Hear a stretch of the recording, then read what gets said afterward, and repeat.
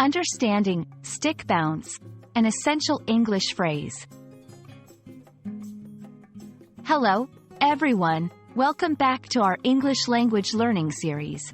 Today, we're going to explore a fascinating phrase, stick bounce. It's a phrase that you might come across in various contexts, and understanding its meaning can really enrich your English vocabulary. So, let's dive in and discover what stick bounce is all about. The phrase, stick bounce, is actually a term borrowed from the world of music, specifically from percussion. It refers to the technique where a drummer allows their drumstick to rebound off the drum surface after striking it. This action creates a rapid succession of beats with minimal effort. The concept of a stick bouncing back after hitting a surface can be a powerful metaphor in everyday language, symbolizing resilience and recovery. In everyday English, stick bounce can be used metaphorically. When someone says, "You've got to stick bounce back from that setback," they mean that you should recover quickly and continue with energy, just like a drumstick bouncing back after hitting a drum.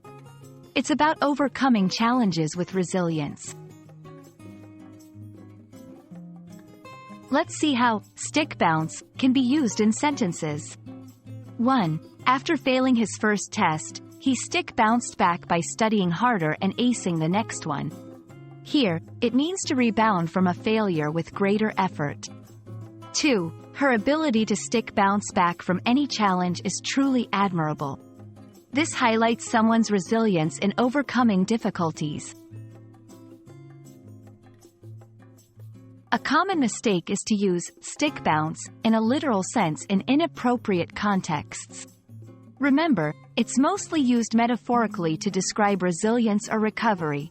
Saying something like, "I need to stick bounce my phone," wouldn't make sense, as the phrase doesn't apply to physical objects in this manner. That's all for our exploration of stick bounce. Remember, this phrase is all about resilience and bouncing back from challenges, much like a drumstick on a drum. We hope this lesson helps you in understanding and using this phrase effectively in your English conversations. Keep practicing, and see you in the next video.